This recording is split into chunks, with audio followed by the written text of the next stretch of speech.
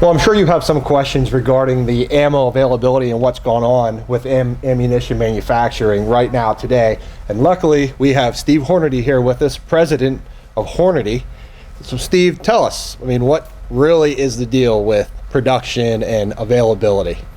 Adam, I don't know what you're talking about.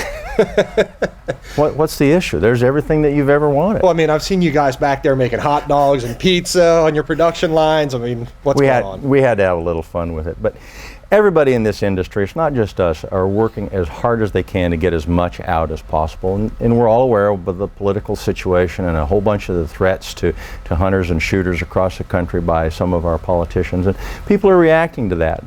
They get nervous, they walk into the store, they don't see as much as they want, so they take everything they can get. When the next guy comes in, he can't get anything, so then he panics and does it again. And this is purely a consumer-driven issue.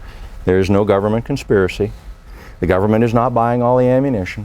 The United Nations is not taking everything or stopping us. Obama didn't tell us to cut down on production. It didn't happen. We're all working as hard as we can.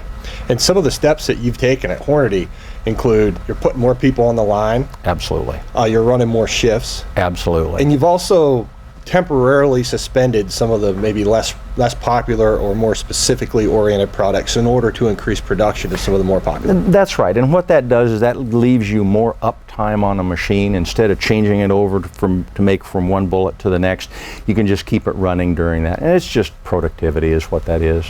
And I think one thing that some people may fail to realize is that these issues aren't really necessarily limited to the ammunition industry. When you're talking about things like raw materials, there are other industries. That's exactly right. We're dependent upon the people who make our copper, who make nitric acid, which is what goes into gunpowder in order to make nitric cellulose.